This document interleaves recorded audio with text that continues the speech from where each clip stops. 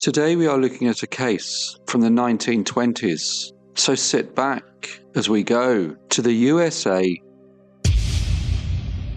Ossian Sweet was born on the 30th of October 1895 in Orlando in Florida. He was the second of 10 children born to Henry and Dora Sweet. In 1898, his father purchased a farm near Bartow, a city in central Florida, about 50 miles southeast of Tampa. It was not easy for the Sweet family. They lived under Jim Crow segregation, which was a system of state and local laws that applied to all black people, regardless of income, education, or occupation. In states such as Florida, the laws enforce racial segregation in schools, housing, transportation, hospitals, courts, and other public spaces.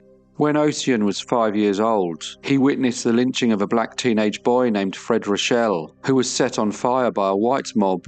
This brutal act exposed him at a very young age to the extreme dangers and violence that people from the African American community often faced in a racially divided society. In September 1909, at the age of 13, he left Florida to continue his education in the North, enrolling at the Wilberforce University Secondary School in Ohio, which was the first college owned and operated by African Americans. He spent the next 4 years there, and to help pay for the tuition fee, he worked when he could, taking on tasks such as shoveling snow and waiting tables. Following this, he went to Wilberforce University and earned a Bachelor of Science before completing his medical training at Howard University in Washington, D.C. From an early age, he demonstrated dedication to his studies, aspiring to join the talented 10th, a term coined by William Edward Burgite Du Bois, better known as W.E.B. Du Bois, to describe the top 10% of educated and skilled African Americans who could guide and uplift their communities. Du Bois, a prominent scholar, writer, and civil rights leader, believed that this group, whether doctors, lawyers, teachers, or other professionals, could serve as role models and advocates, using their talents and knowledge to create opportunities for others and inspire the wider African American population. In July 1919, while at Howard University, Ossian witnessed the Washington, D.C. race riots, one of many across the USA during the Red Summer. Tensions over jobs and housing for returning World War I veterans sparked violence after rumors of a white woman being attacked. White mobs attacked black residents in the streets, while black people defended themselves. 10 white people, including 2 police officers, and 5 African Americans were killed, and about 150 were injured. President Wilson called in the National Guard, which along with the heavy rain, helped to end the unrest. After completing his medical degree, Ossian moved to Detroit in the late summer of 1921. He'd previously spent summers there, however opportunities in hospitals here were limited due to racial barriers, and he had few professional connections. He soon realized that residents of Black Bottom, a neighborhood made up primarily of working-class African-American families, urgently needed medical care, so seeing an opportunity to both practice medicine and serve the community, he rented a space at a local pharmacy and established his medical practice. His patient list grew quickly, and he later accepted a position as a medical examiner for Liberty Life Insurance, which also brought him a steady stream of patients. In December 1922, he married Gladys Mitchell, a lady who had been born in Pittsburgh but raised in Detroit and came from a prominent middle-class African-American family. In 1923, the couple traveled to Vienna and Paris so Ossian could continue his studies, attending lectures by leading physicians and scientists, including Marie Curie and Anton Eiselberg.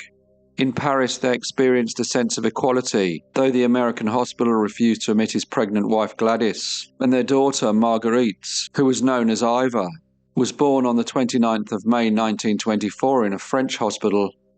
The couple returned to Detroit the following month and stayed with Gladys's parents. Ossian joined Dunbar Hospital, which was the city's first facility for black patients. He wanted his family to live in a better area, and purchased a house at 2905 Garland Street and paid above the market value, but he was aware of the additional costs often charged to African American buyers. At the time, the NAACP had been reactivated in Detroit after 2 years of inactivity, and its members were working to challenge the city's strict racial housing restrictions by advocating for equal access to all neighborhoods. With these efforts underway, it seemed like the right time for the couple to buy a home in a more prosperous area. Following the sale, members of the Neighbourhood Improvement Association expressed concern that property values in residential areas would drop if African American families were allowed to buy homes in certain neighbourhoods. They decided to take steps to prevent this, including discouraging homeowners from selling to black buyers. The association's director and other officials were involved in enforcing these plans. Due to this and other hostility, Ossian and Gladys were unable to move straight away. Although in the 1920s Detroit was more tolerant than the South, racism and discrimination were widespread. Black residents were barred from certain hotels and restaurants, hospitals and community centres were segregated, and many housing developments included racial restrictions in their deeds. At the same time, the KKK was active in both the city and suburbs, claiming thousands of members locally. Much of this hostility was fueled by the Great Migration, as African Americans moved from the South to Detroit to find work in the auto industry. Between 1915 and 1925, the city's black population jumped from 7,000 to 82,000. Racial tensions were reflected politically, with the KKK supporting Charles Bowles for mayor in 1925. He was a man who was associated with policies of rhetoric that marginalized African American residents and was criticized for being unsympathetic to black communities. Violence against black residents moving into white neighborhoods was frequent. In March 1925, Aldine and Fleta Mathis moved into a home on Northfield Street with their friends Austin and Susie Burton. The following month, mobs threw bricks through their windows. To try and protect herself, Fleta fired a couple of shots. No one was injured, but nevertheless she was arrested. However, when she appeared in court, she was acquitted, as the judge ruled that she had fired in self-defense.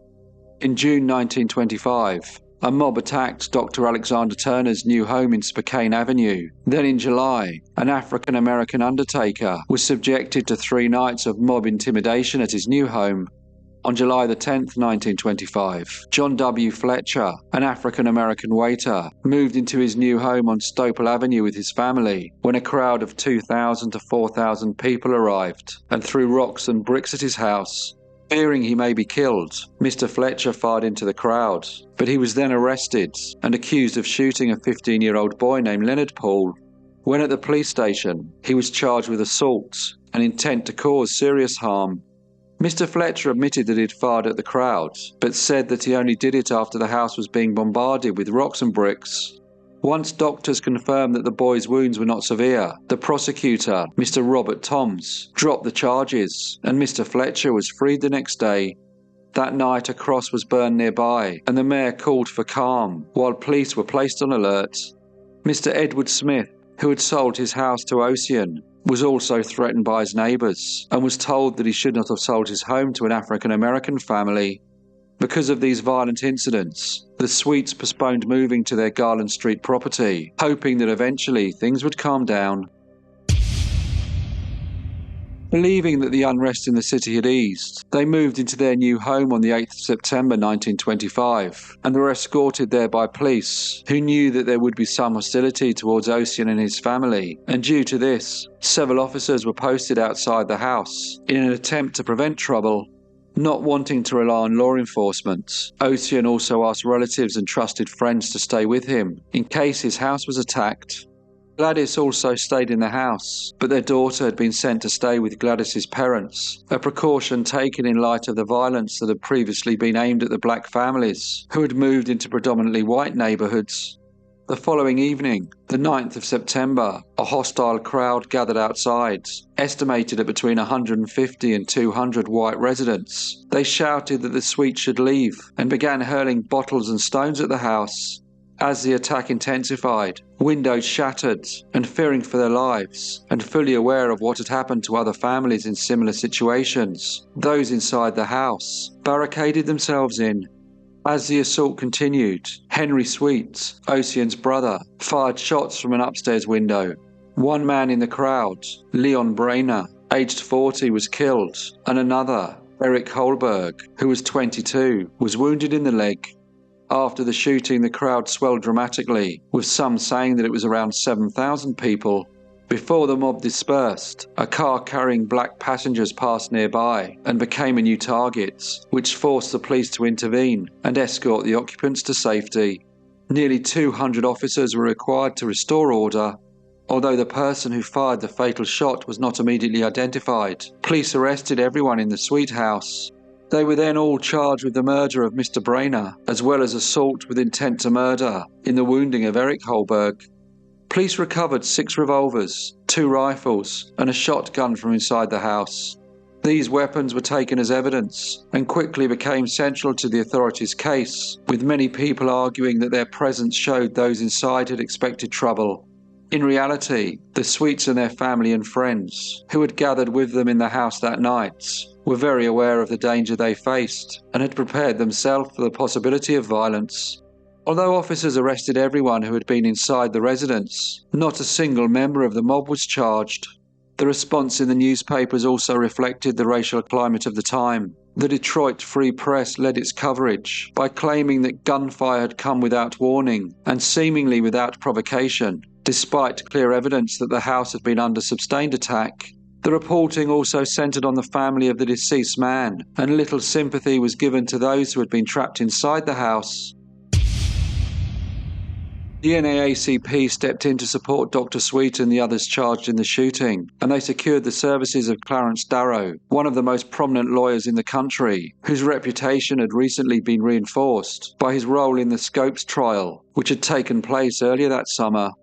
Financial contributions towards the defense came from leading African American figures across the country, including W.E.B. Du Bois. Mr. Darrow agreed to take the case for a substantial fee, explaining that while the issues involved mattered deeply to him, the time and expense of preparing such a trial made it impossible to work without compensation. He had prior experience in defending black defendants in cases arising from racial violence, and publicly stated that black citizens were entitled to fair treatment under the law. He was joined by a large legal team, which included 2 African American attorneys. The scale of the defense, combined with the racial crime of the era, ensured that the case attracted nationwide attention. The prosecution was led by Robert Toms, the same prosecutor who had earlier declined to pursue charges in similar mob-related cases. Jury selection began at the end of October 1925 and proved to be difficult.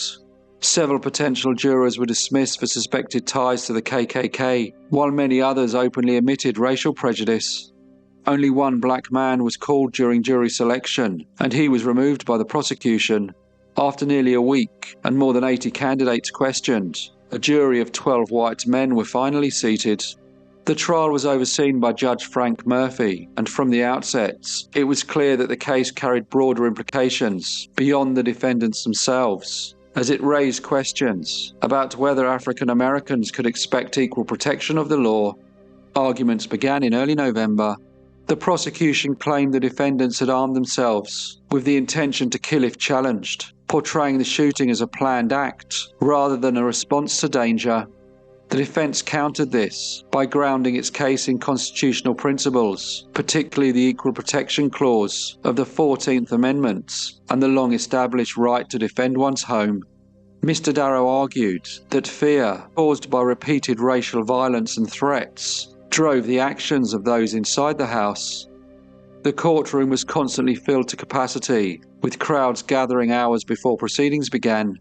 Most spectators were African American, reflecting the community's deep investment in the outcome. Dozens of witnesses were called by the state, many whom denied that there had been a significant crowd or disturbance outside the house. Under cross-examination, some conceded that they had opposed black families moving into their neighborhood. The police inspector testified that 10 officers had been sent to Dr. Sweet's house as a precaution, who had been told to maintain order and protect the property. The inspector said that although a crowd was present, the scene was calm. He reported that his officers heard no shouting and saw no disturbance and were unaware of any weapons before shots were fired from the house.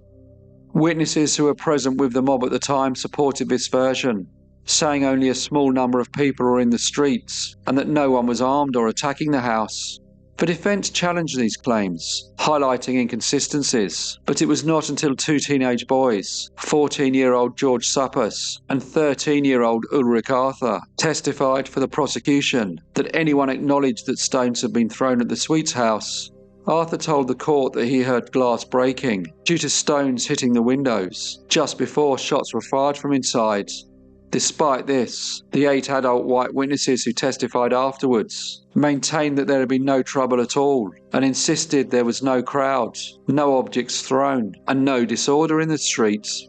On a day when court was not in session, Mr. Darrow addressed a large audience at Detroit's segregated YMCA, speaking openly to African Americans about housing pressures, racial prejudice, and the long struggle ahead.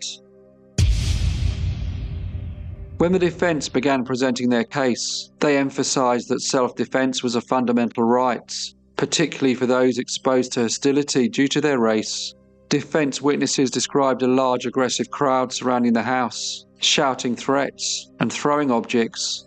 The estimates of the crowd size varied, but all contradicted the prosecution's claim that it was only very small.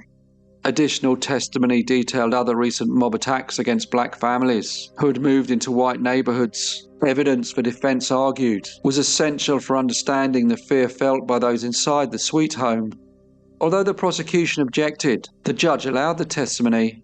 Dr. Sweet testified over 2 days, describing the escalating tension inside the house, the sounds of objects striking the building, and the panic that followed. He admitted to giving an incorrect statement to the police immediately after the incident, but explained that fear and confusion had influenced his responses. The prosecution attempted to use this to undermine his credibility, as he had said that he always denied knowing who fired the fatal shots and suggested it was possible it had come from within the crowd. Henry Sweet, however, later acknowledged firing the 2 shots, one upward and one towards the crowd, describing his own terror during the attack. Mr. Darrow argued that the defendants were being prosecuted not for murder, but for being African Americans daring to defend themselves. Once closing arguments had ended and the judge had summed up the case, the jury was sent out to deliberate. They did so for 2 days, but failed to agree on a decision. Judge Murphy then ended the proceedings by declaring a mistrial, and the defendants were released on bail. During the following winter, the Garland Street house was set on fire, though firefighters prevented serious damage. A separate trial for Henry Sweet began in April 1926, and once again Mr. Darrow led the defence. After a lengthy closing argument, the jury deliberated for only a few hours, before returning a verdict of not guilty. Charges against the remaining defendants were formally dropped the following year. Despite the legal victory, the aftermath was devastating. The Sweets' young daughter died from tuberculosis, and this was followed soon after by the death of Gladys, at just 27 years old. Ossian struggled to recover from these losses, although he resumed his medical career and helped establish a hospital serving the black community. He remained in the Garland Street house for many years, before eventually selling it. In 1960, after years of declining health and personal hardship, Dr. Ossian Sweet tragically died by his own hand. He was 64. The Sweet house on Garland Street later came to be recognised as an important civil rights landmark. In 1958, it had been purchased for $10,000 by Herbert and Inez Baxter, an African-American family who understood its historical significance. Herbert Baxter had been a patient of Dr. Sweet's, and also his dry cleaner, and the family made a conscious effort to preserve the house, so the story would not be forgotten. The Sweet house became a recognised civil rights landmark, and it was designated a Michigan Historical Site in 1975, and 10 years later was added to the National Register of Historic Places. A state historical marker was then installed in 2004, thanks to Daniel Baxter, who had grown up in the house. Restoration advanced in 2018 with a $500,000 federal grant, supplemented by other funding. In 2020, Daniel Baxter donated the house to the Dr. Ossian H. Sweet Foundation, and restoration of it began in 2022, ahead of the 100th anniversary of the mob attack. In August 2025, Dr. Ossian Sweet Memorial Park opened beside the house, featuring memorial trees for those inside during the attack, and also one for Ossian and Gladys's daughter. Hello everyone, and thanks so much for watching. For those interested in learning more about this case, Dan Austin has written an excellent article that can be found on the Historic Detroit webpage. I've included a link to his detailed piece in the description below, and it's definitely worth a read. As usual, please leave any comments or feedback you may have, and I hope to see you all again in the next Brief Case